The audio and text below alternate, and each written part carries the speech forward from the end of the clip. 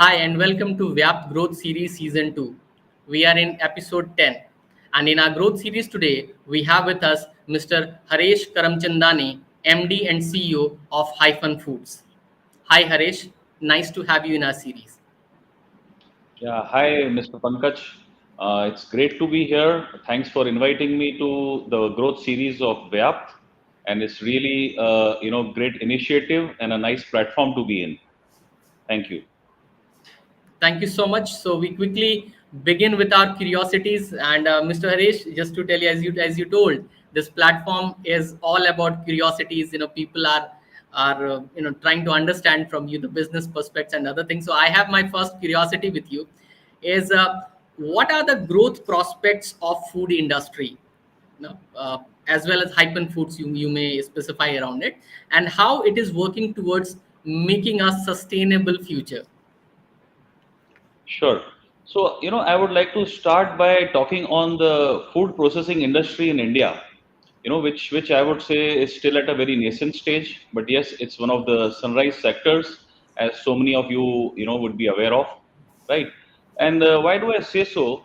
There is a lot of potential. There is a lot of headroom for growth in the industry, right? And there are many factors which will lead to the growth of this sector. Like many factors which come to my mind are like increasing incomes, growing urbanization, you know, and nuclear families, so many women working these days, right? And as our country is one of the fastest growing economy, the increasing income is going to continue, a lot of employment opportunities, right? So overall convenience, plays a big factor in growth of the food processing industry. And while I talk about the food processing industry being at a nascent stage and a lot of headroom, I would especially like to talk about, our segment, which is, to deal with fruits and vegetables, processing of fruits and vegetables. You see, if you would compare with the Western world, whatever fruits, vegetables produced, around 60 to 70% goes into processing, whereas in India, it's merely 5 to 10%. Okay. Now, secondly, what happens is India is already, a huge, producer of lots of fruits, vegetables. We are, in many fruits, vegetables. We are either number one or number two in, global production, right? So India being an agrarian economy, so a lot of production of the raw produce, right? So that's where I see the future. A lot of opportunities in value added products coming out of these fruits and vegetables, especially convenience being the major factor leading to the growth. Now coming to Hyphen Foods, so what we have a background of being trading into potato over 60 years. That's our family background. We started this venture Hyphen Foods around 6 years back, and our focus is on potato processing. So we process potato into frozen French fries, frozen potato-based snacks like aloo tikki, burger patty, nuggets, and lot of options. I mean, potato being a versatile product, it can be mixed with a lot of veggies and things like paneer, cheese, and also a lot of products. So essentially, we are into the frozen snacks category, right? So while when we started way back in 2015, so it's just been 6 years, and we are seeing tremendous growth in our business overall. Year on year, we are witnessing huge growth both in domestic as well as exports markets, right? So going forward, we see that as we increase our volumes, the increasing demand from consumers, right? Now, how this will translate, coming to your the second part of your question, how this could translate in a sustainable future. So you see, this brings a lot of food security element in place. While whatever the kind of technology which we use for processing is free from preservatives. That's number one, and there is minimum wastage. Many of you would be aware that while India becomes being such a large producer of fruits and vegetables, there is around 30 to 35% wastage. So in such a scenario where the raw is processed immediately, maybe after harvesting or after it is brought into cold store and then to the processing plants, there is minimum wastage happening. It reduces the overall wastage part. And then there are a lot of byproducts which come out of the rejects for a particular product. Let's say if I would have to talk about our product coming out of the potato. So the rejects, the byproducts can be supplied as cattle feed, pet food, and even potato starch being a byproduct. Okay, so a lot of uses. So overall, the whatever production you have in the fresh produce can be utilized to its maximum potential, right? So overall, reducing the wastages is should be a big plus in our kind of industry dealing with the processing of perishables. Uh, that's great, Mr. Harish. You talked about two things. One is this is going to help in terms of food security and also in terms of minimizing the food wastage. That's one part of it. Your talks are really aggressive in turn, and that talks about your business and how aggressive you are in this particular market. Now, having said that, the kind of growth prospect you talked about, that there's a wide gap between what is the utilization of, let's say, here in India vis-a-vis in Western market. And you also talked about the kind of sustainable future you have. Can you also talk about that? What are certain innovations which you are seeing in the food industry, primarily maybe done by Hyfun Foods or maybe your competitors, and how food industry is creating direct and indirect employment opportunities? Okay. So, coming to the first part of your question, while I've talked, quite a bit about the industry earlier, and so overall, what I did also, miss to mention is that actually we foresee that India can become a food basket for the world. We Mhm. have lots of production of fruits and vegetables here and value-added products. Now, coming to innovations, a lot of options. Like for example, we as a company, while essentially our product range is a Western product, right? But which is we are producing out of potatoes which are grown in India.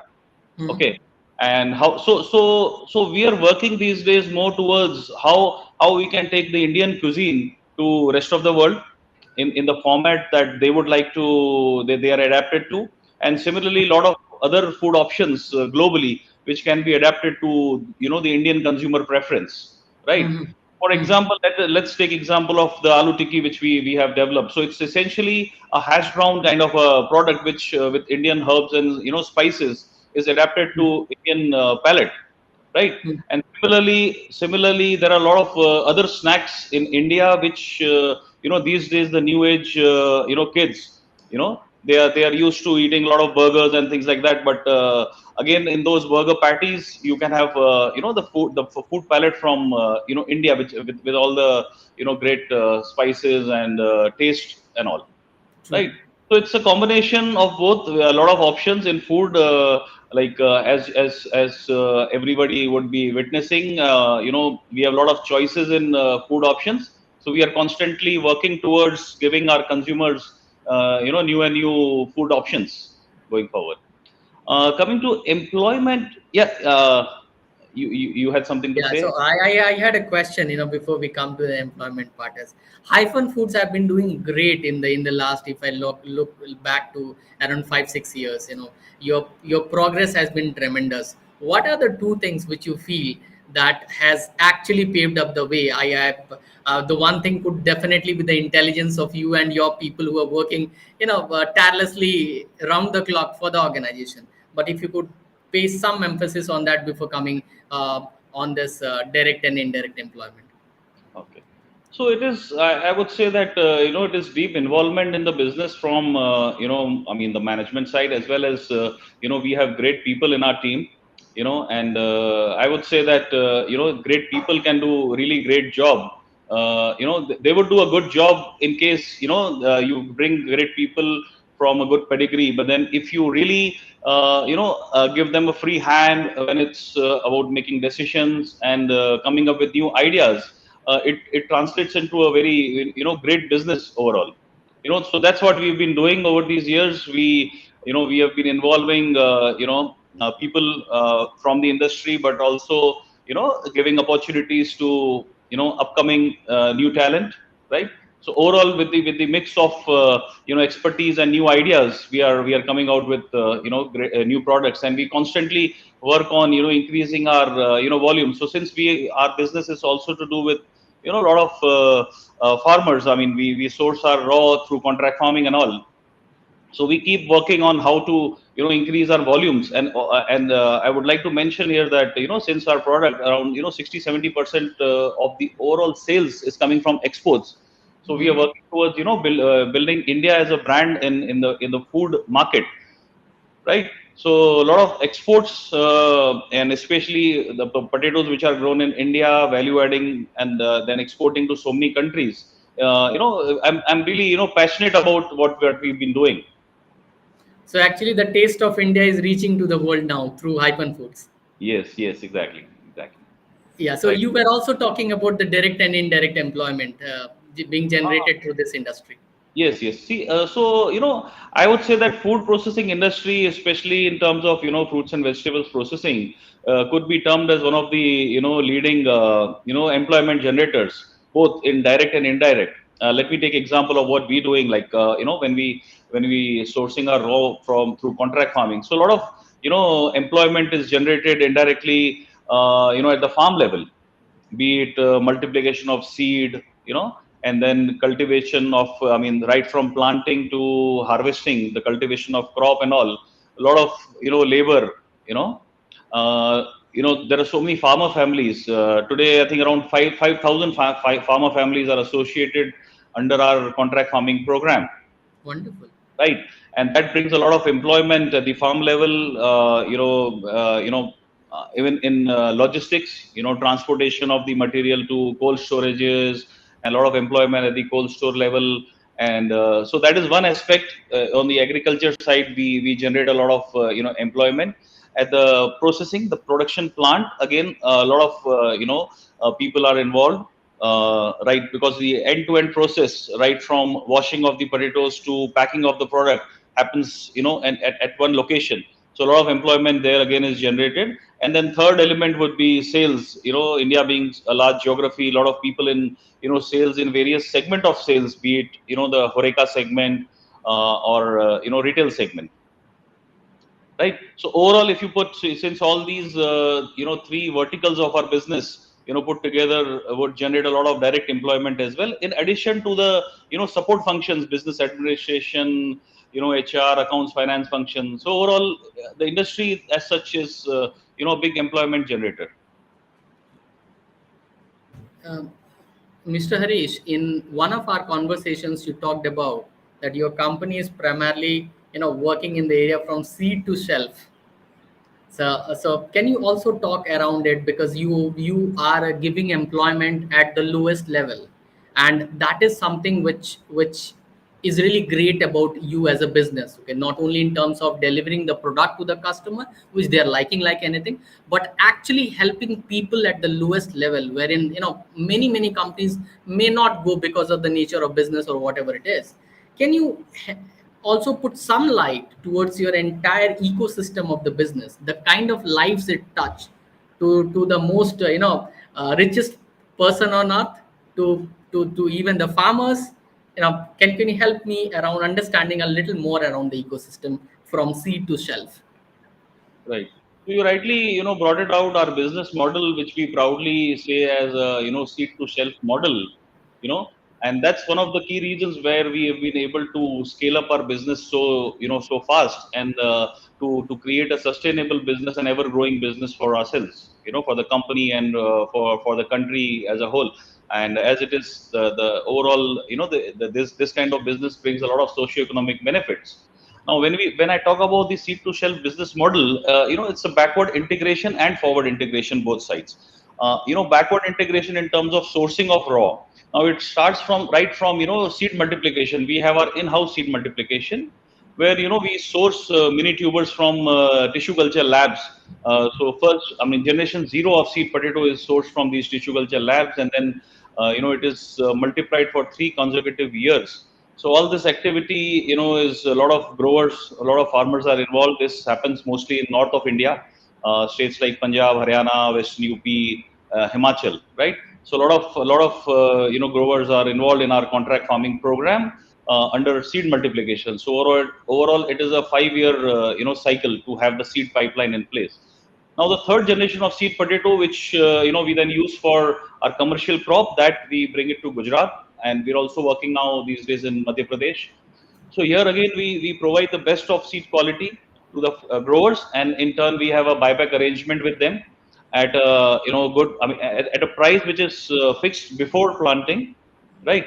And whatever output the farmer will get out of the seed will be handed over to the company, which out of which we create these products, right? So overall, I would like to mention here the contract farming model is a very win-win situation.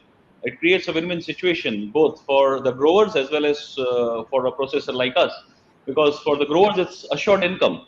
Uh, on an average, the grower is would be making around 50% of margin over his cost, and for us, for a processor, it's assured quality and quantity, right? So which in turn we are able to assure supplies to our customers. We make year-long contracts, now, again, since the potato is sourced at the farm level during harvest, we need to organize potatoes into cold storages, Mhm. and then it is processed in 8 to 9 months, 10 months of the year, right? Mhm. So starting from seed, coming to sourcing of raw contract farming, coming to the processing plant later on. I mean, before organizing potatoes into the cold storages, the Mhm. processing plant again is a state of the art with all high-end equipment, you know and the product, once washed, it's not touched by hand before it's finally packed, right? So Mhm. state of the art facility we have. And then again, after the finished product, it has a shelf life of 18 months if you keep it in minus 18 zone. And eventually it is we have our own logistics to transfer it to the last mile delivery. I mean, be it consumer shelf or a distributor freezer, right? So when it comes to the consumer shelf, and from where the consumers will pick the product, be it it could be from the distributor, it could be the Horeca channel, or direct home consumers. So that's where the you were talking about how we touch the lowest level at the farm, maybe laborers and all, and then at the highest level at the consumer. This is a product which is liked by all.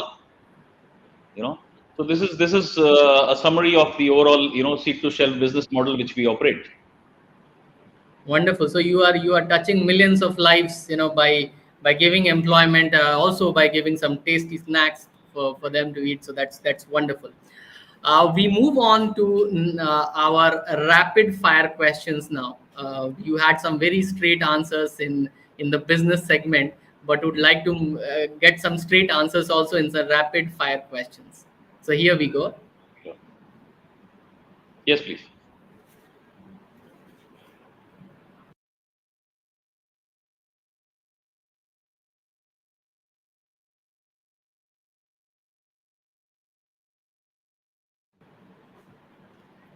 Okay, so we'll have 10 questions, and each question you can answer in one word or maximum a sentence, but that has to be a reflex answer. So you don't have to take time to think around it.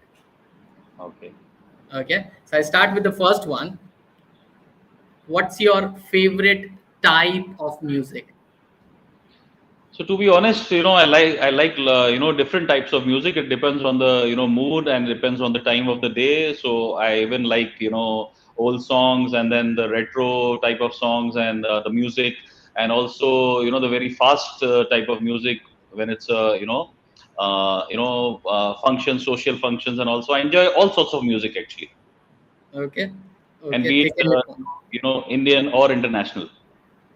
Okay, fair enough. So the second one, who's your role model?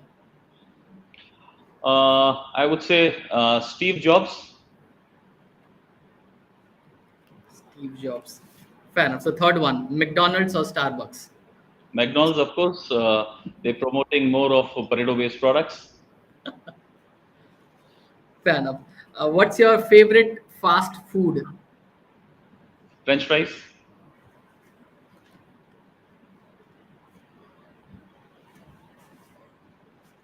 Okay, that, as it says, the MD is the first brand ambassador of its product. So there you are. What's your favorite color? Blue is my favorite color. Do you prefer social time or social media? Yeah, I prefer social time. What childish thing do you still enjoy? See, as a child, I used to play a lot of video games, and which I, still enjoy, and not these new age games of today, but actually the games which I used to play as a child. Okay. Describe your style in one word. Uh, I am a relentless person, I would say.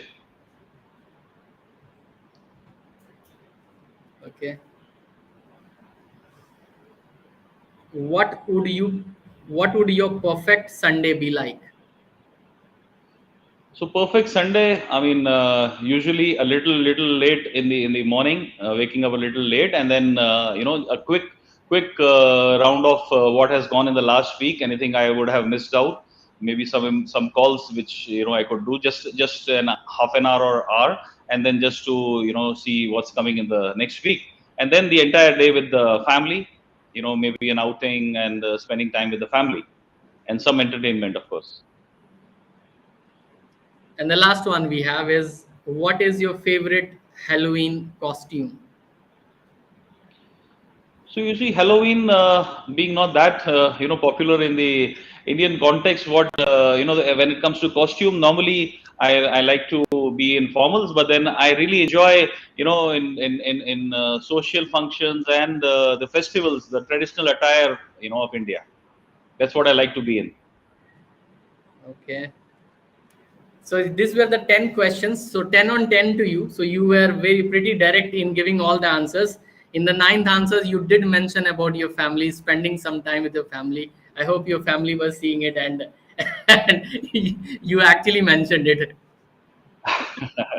Yeah, yeah. I hope they're happy to hear this. Fair enough. So after this, we move on to the last question. And the last question is about you as a leader.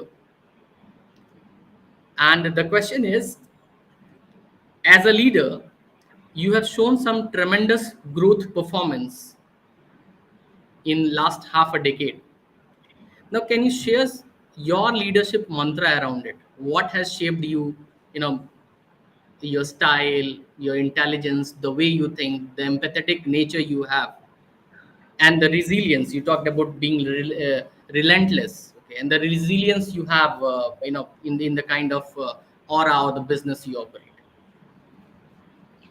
So you see, when we started the business, I saw a very big opportunity. While this industry was at a very small stage, and I would still term it as a nascent stage. You know, but then if I have to describe in one word, I would call myself as a it's about the vision that I had curated in my mind, and which how I was able to bring it to people, be it within the family, and also within the team which we've been building over these years.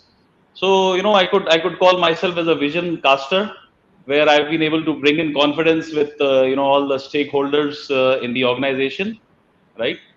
Be it people, and so it's about how you explain your vision, and which gets percolated downstream, and that's when you get the best results out of your dream. I mean, the vision you curated for your business, be it increasing your volumes, being be it increasing the product basket. So that's what I would like to I relate more. I mean, I would say that I'm more of a while developing a vision, but then also giving confidence to people working together for the vision. So vision caster, as you would like to call. That itself makes a lot of sense to all of us, as we get a lot of things of wisdom, a lot of knowledge, from you, as you take your company to the next level of growth and serve more people and give employment to more people. Thank you so much, Mr. Harish, for spending your time and being with us at VYAPT Growth Series. It was lovely speaking with you. Thank you, Mr. Pankaj. Thank you for having me here.